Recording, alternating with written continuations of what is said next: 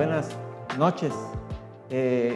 Me da mucho gusto estar aquí con ustedes, aquí en este miércoles de crecimiento, aquí en Amistad Boca.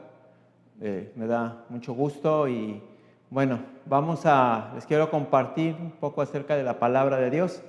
Dice en Lucas 9:23, dice: si alguno quiere venir en pos de mí, niéguese a sí mismo, tome su cruz cada día y sígame.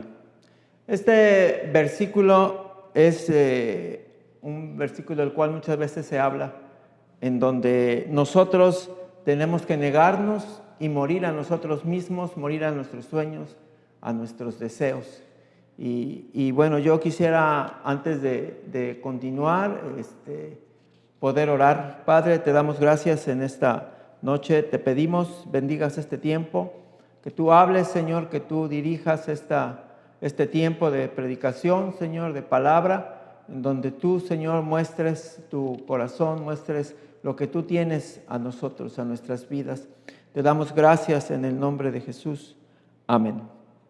Bueno, les decía, este versículo de Lucas 9:23, bueno, es un versículo donde nosotros tenemos que aprenderlo y sobre todo vivirlo. Entonces, yo quisiera tomar un poco de historia acerca de lo que fue la vida de Jesucristo cuando estuvo aquí en la tierra. Entonces, él obviamente tuvo un proceso de infancia en donde tuvo adversidades y en una de ellas, pues, por ejemplo, fue en el tiempo en donde él tenía que nacer, porque en ese tiempo, pues, María estaba sola, vino el ángel para profetizarle que iba a crear un hijo a concebir un hijo por medio del Espíritu Santo. Entonces, ahí la situación estaba en José. ¿Qué es lo que iba a hacer José en esta situación? Puesto que no era común o no era que una mujer, pues antes del matrimonio, se embarazara. Entonces, ahí iba a provocar, que en ese tiempo pues era la muerte, ¿no? El castigo de esta situación.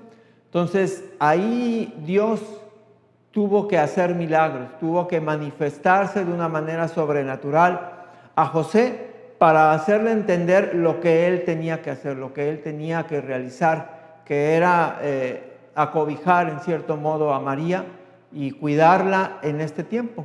Y Dios obviamente también sabía quién era José, lo que él podía hacer y lo que él podía realizar en base a su corazón que él tenía. Recordemos que Dios siempre conoce nuestros corazones y si nos da una misión que realizar es porque tenemos la capacidad. Dios sabe que nosotros tenemos la capacidad para hacer lo que Él quiere. Entonces, una de las adversidades pues fue que José obviamente tenía, pues ahora sí que acobijar a María. Y obviamente Dios tuvo que hablarle y fue lo que hizo. Igualmente, otra adversidad que tuvo fue Herodes, el cual obviamente también lo quería matar porque él no entendía, Herodes, y entendía que iba a haber otro rey como él. Entonces, para evitar problemas, pues también quería matarlo, pero Dios también tuvo que manifestarse por medio de milagros, hablando, por ejemplo, a los reyes que venían de Oriente, en donde tuvo que hablarles para que no hablaran a Herodes en donde se encontraba Jesús, porque ellos ya eran guiados por la estrella. Igualmente cuando Jesús iba ya a nacer, recordemos que cuando llegaron a Belén, que era donde se tenían que empadronar, pues no había lugar para ellos. Entonces, pero Dios siempre tiene algo preparado para sus hijos y especialmente para Jesús, ¿no? Que aunque nació en un pesebre, pero siempre fue bien cuidado, bien resguardado por Dios, por sus ángeles que siempre acampan alrededor de los que le temen. En este caso, María, José eran temerosos de Dios. Entonces, como vemos, en la infancia de Jesús tuvo adversidades, pero Dios siempre estuvo cuidando a su alrededor con su poder. Entonces nosotros como hijos de Dios debemos de saber que cuando estamos en crecimiento, cuando estamos conociendo de Dios, Dios siempre tiene a sus ángeles y su poder acampando a nuestro alrededor para que no nos pase nada. Sabemos también cuando conocemos a Cristo muchas veces vienen adversidades, vienen situaciones en las cuales pues antes estábamos mejor y conocemos a Cristo y pareciera que las cosas se ponen peor. Vienen ataques, vienen enojos, vienen pleitos familiares muchas veces por la cuestión de que estamos buscando de Dios. Sin embargo, siempre debemos de confiar en que Dios tiene a nuestro alrededor su poder, sus ángeles cubriéndonos para que no nos pase nada. Bueno, ya una vez que pasó, digamos, la infancia de Jesucristo, vino entonces ya donde iba a iniciar su ministerio, juntamente, recordemos, con Juan el Bautista, que prácticamente eran casi de la misma edad. En este caso, Juan el Bautista estaba bautizando en agua y estaba ya bautizando a bastante gente, a todos los judíos que venían a él. Entonces él sabía que tenía que venir Jesús también, pero sabía que él iba a ser bautizado por medio del Espíritu Santo, no como él estaba bautizando en agua. Entonces Jesucristo vino hacia Juan el Bautista para ser bautizado y Juan lo bautizó, pero ahora sí en la palabra habla de cómo el Espíritu Santo descendió sobre Jesús como paloma y se reposó en él, ¿no? Sobre Jesucristo. Posteriormente de ahí, pues igualmente fue llevado al desierto en donde fue tentado por Satanás, pues donde le dijo, bueno, a ver, si eres hijo de Dios, di que esta piedra se convierta en pan. Entonces Jesucristo siempre estuvo respondiendo todo ataque con la misma palabra de Dios. Y bueno, en ningún momento fue vencido, siempre salió victorioso en esa batalla que estuvo ahí en el desierto con el diablo. Y ya posteriormente de esto inició su ministerio. O sea, como vemos, siempre todos llevamos un proceso. Cuando conocemos a Cristo, Dios nos mete, ahora sí, a un proceso de un camino en donde nosotros tenemos que seguirlo. Nosotros tenemos que seguir ese camino que Dios ha puesto delante de nosotros y que tenemos que obedecer, tenemos que seguir para que nos vaya bien en todo lo que hagamos. Entonces, ahí en Lucas 4:19, Jesús, bueno, es llevado al templo y habla lo siguiente, dice, el Espíritu del Señor está sobre mí, porque abrió ahí la palabra y fue lo que él encontró. El Espíritu del Señor está sobre mí, refiriéndose a él mismo, por cuanto me ha ungido para dar buenas nuevas a los pobres. Me ha enviado a sanar a los quebrantados de corazón, a pregonar libertad a los cautivos y vista a los ciegos, a poner libertad a los oprimidos, a pregonar el año agradable del Señor. Entonces, como vemos, el ministerio de Jesús era un ministerio de paz, de amor, de santidad, en donde el reflejo era Dios mismo, su amor y su misericordia, ¿no? Entonces estos versículos nos hablan realmente de la misión que igualmente nosotros tenemos, porque nosotros tenemos a Jesús en nuestro corazón y como tal somos luz en la cual nosotros igualmente tenemos que tratar de bendecir a todo momento a nuestro prójimo, a los necesitados, ¿sí? Con nuestras propias vidas, con nuestro propio corazón, nuestras propias manos, nuestro propio ser, podemos ir y bendecir a los demás, porque el Espíritu de Dios mora en nosotros, mora en ti, mora en mí, mora en los que tenemos a Cristo Jesús en nuestro corazón, porque en nosotros mora el Espíritu Santo. Bueno, entonces de ahí, como les digo, empieza su ministerio, empieza a hacer milagros, empieza a hacer cosas sobrenaturales, cosas que no son ordinarias, cosas extraordinarias. Y cada día, como estaba en su tiempo de popularidad, en su año de popularidad, Jesús tenía que hacerse popular ante los demás, y la forma en que lo hizo fue a través de hacer cosas extraordinarias, haciendo milagros, pero obviamente basándose en la palabra que les acabo de decir, que Él vino a dar libertad, ha ungido para dar buenas nuevas a los pobres, a sanar a los quebrantados. Entonces, en base a eso, Él vino a hacer sus milagros. Y uno, por ejemplo, cuando sanó a la suegra de Pedro. Entonces ya estaba empezando a estar con sus discípulos, y a ver, vamos a ver, discípulos, vamos a hacer aquí un milagro con la suegra de Pedro, y fue sana de una fiebre que tenía, ¿no? Entonces ahí fue algo sobrenatural. ¿Cómo fue que Jesús sanó a la suegra de Pedro de una fiebre? Si no era común. Y igual, otro milagro fue que empezó a sanar a mucha gente y a echar fuera demonios. O sea, muy rápidamente, bastante gente era sanada, bastante gente era a la cual echaba fuera demonios, ¿sí? Posteriormente, pues hizo la pesca milagrosa, en donde pues ya estaba con sus discípulos, ¿sí? Y sus discípulos, pues obviamente, bueno, a lo mejor en un principio no creían mucho en Él. ¿Qué es lo que tienes? ¿Qué es lo que va a pasar? ¿Qué vamos a hacer? Entonces Jesús tomó a sus discípulos, ¿ok? A unos que apenas estaba conociendo, apenas los estaba recolectando, y llevó en una barca, ¿no?, a sus discípulos, y dice, bueno, vamos a una barca, vamos del otro lado. Estaban en la pesca, y bueno, Jesús dice, a ver, echen la red aquí, ¿no? Y Pedro dice, oye, pero ya hemos estado pues tratando de pescar en toda la noche y no hemos tenido nada. O sea, vamos a hacer lo mismo que hemos estado haciendo. Y Jesús echa la red ahí. Y bueno, entonces Pedro, ok, vamos a trabajar todos, aunque no hemos conseguido nada, pero debido a la palabra de este hombre, que en este caso era Jesús, vamos a echar la red.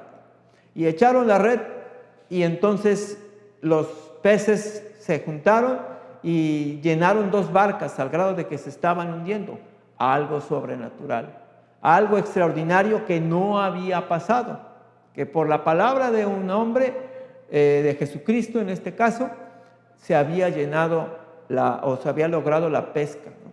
Entonces ahí fue, ese milagro provocó que los mismos discípulos ahora creyeran en Él y vieran lo que Él estaba haciendo, que Él tenía algo extraordinario. ¿Pero por qué lo tenía? Porque Jesucristo tenía el Espíritu de Dios, tenía el Espíritu Santo, el cual lo guiaba y lo dirigía conforme a lo que Dios Padre le decía. Entonces, así igualmente, pues Jesucristo seguía haciendo muchos milagros. Sanó a un leproso, sanó a un paralítico. El paralítico que es donde estaba Jesucristo, pues obviamente ya estaba siendo muy popular porque estaba haciendo muchos milagros. Entonces vinieron un paralítico, pero pues estaba toda la multitud y no podían llegar a Jesús, iba con sus amigos.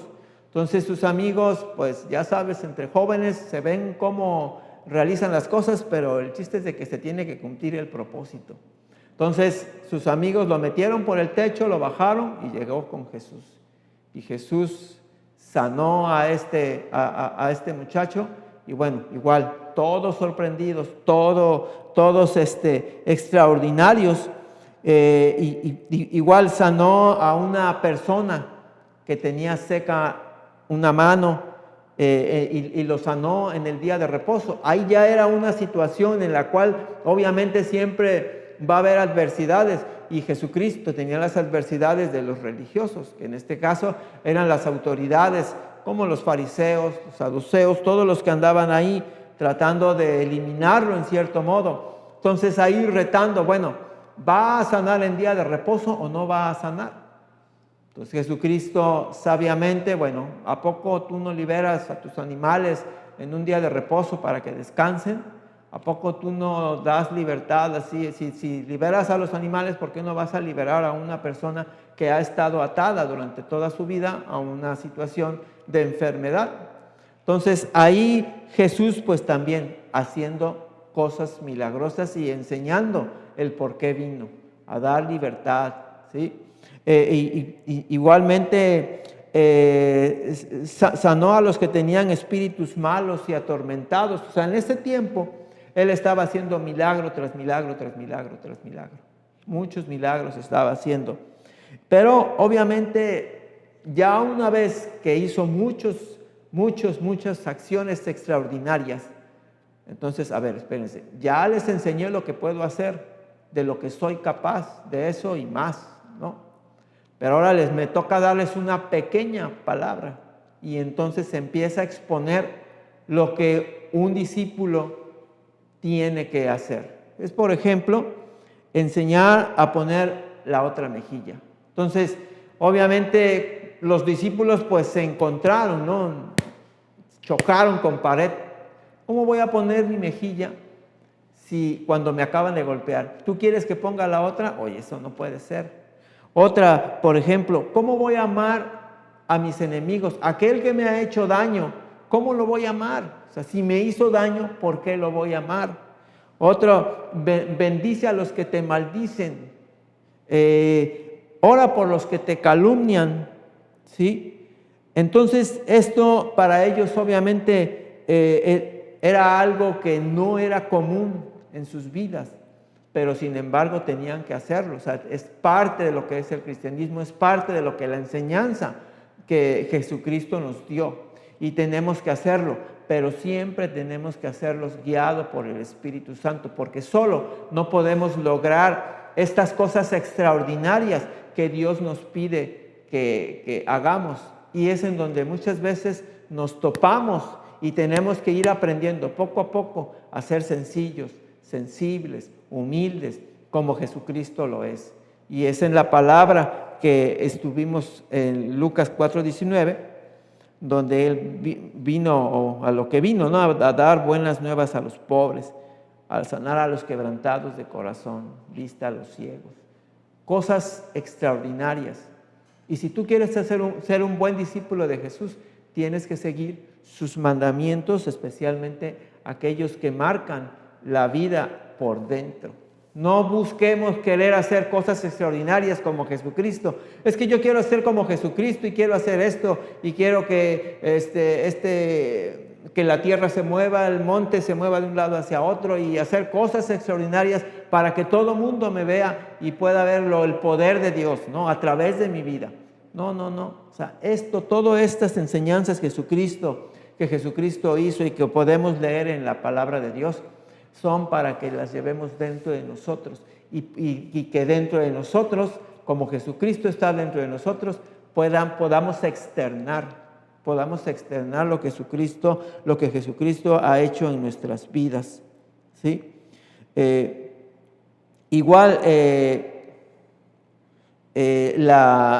Viene, por ejemplo, otra enseñanza de la casa, ¿no? ¿Dónde vas a edificar tu casa? ¿Vas a edificarla sobre la arena, donde pues va a venir el agua, la tormenta, el viento y se la va a llevar?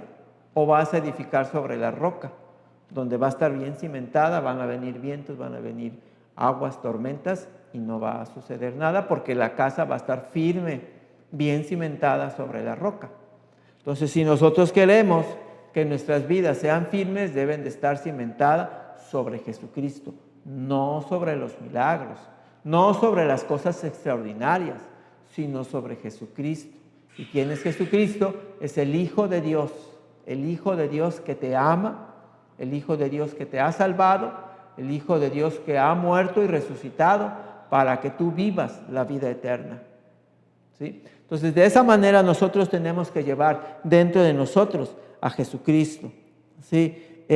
Posteriormente, después de esta enseñanza, que fue un choque para ellos, y enseñándoles, ¿sabes qué? Tienes que estar cimentado sobre la roca.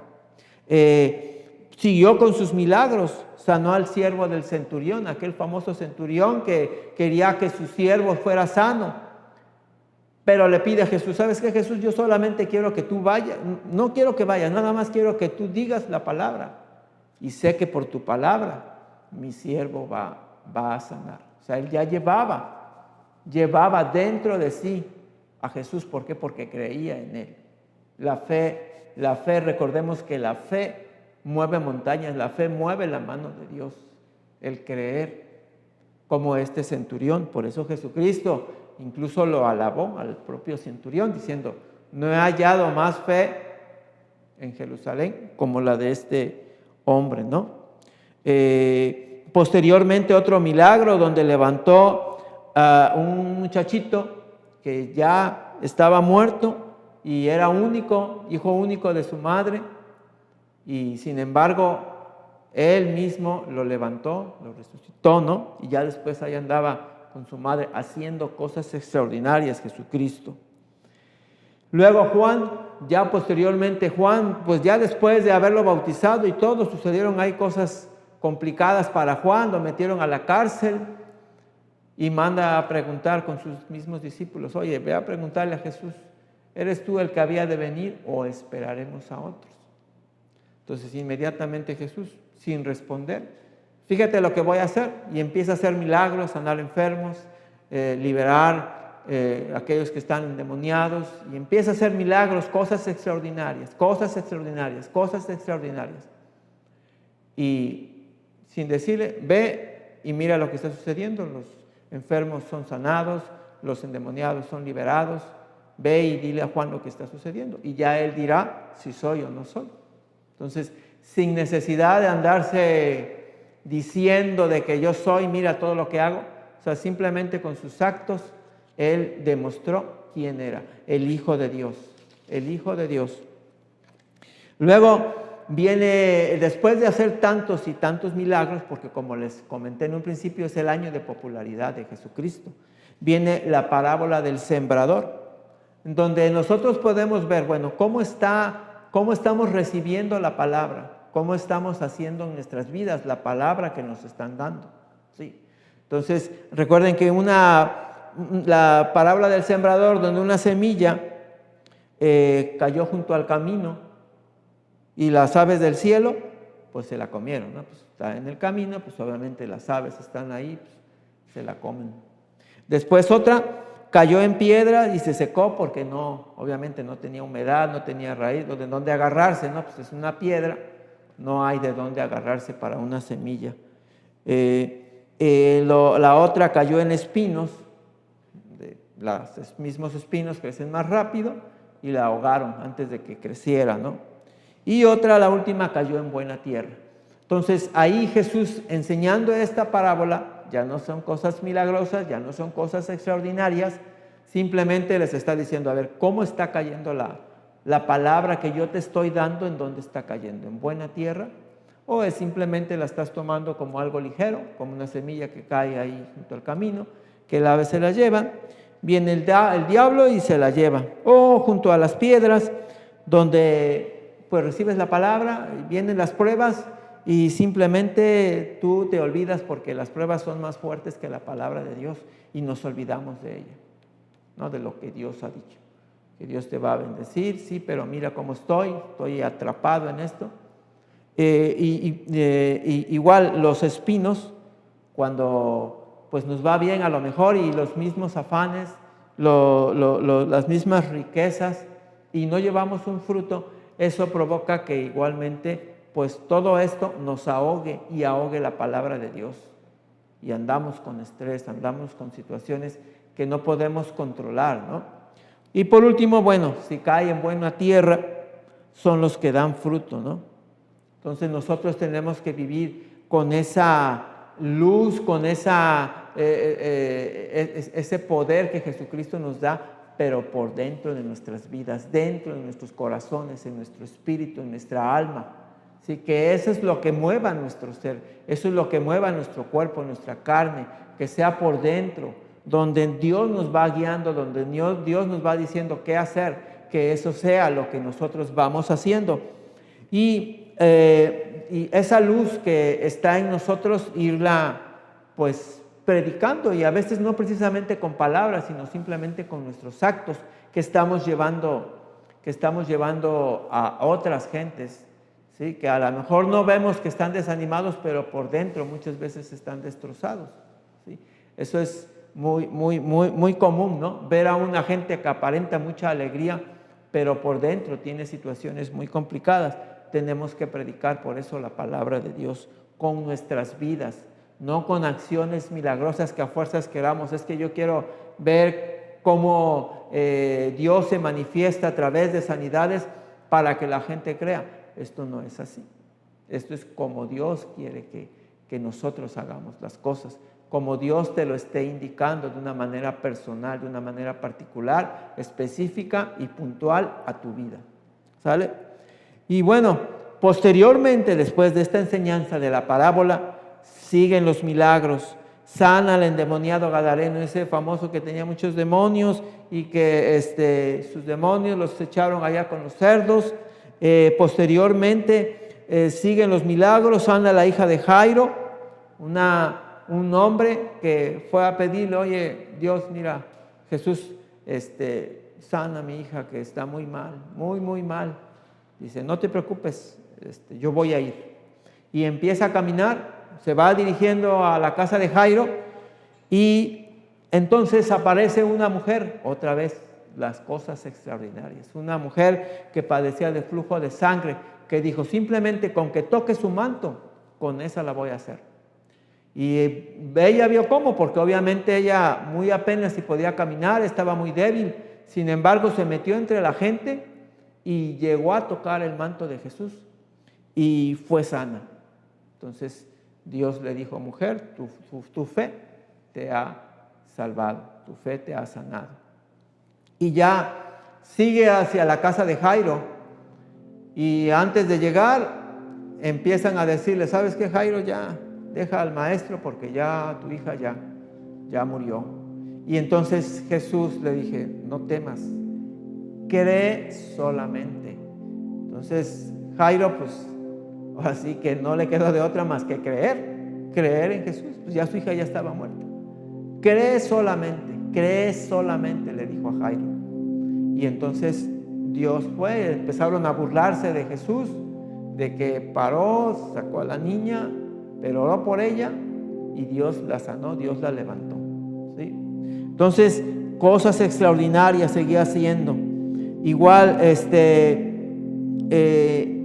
pues en sí ahora envía a predicar a sus discípulos para irlos probando. Ya estás viendo todo lo que yo puedo hacer. Si tú estás conmigo es porque tú también lo puedes hacer. Los envía, ¿sí? Y obviamente regresan sin muchas novedades.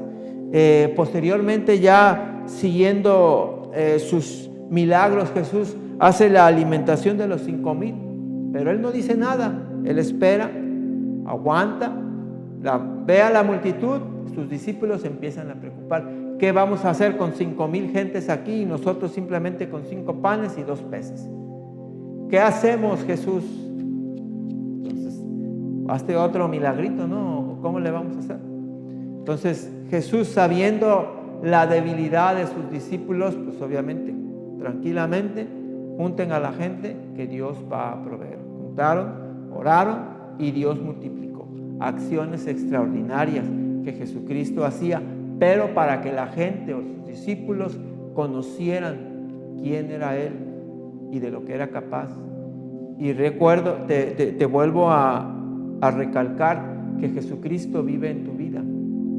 Y todo lo que Él puede hacer, lo puedes hacer tú también, porque Él vive en ti, en tu corazón, en tu alma, en tu espíritu.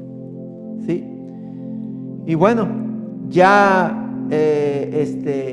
después de esta alimentación, pues ya viste, ¿no? Todo lo que puedo hacer. Viene la gran pregunta: ¿quién dicen que soy yo?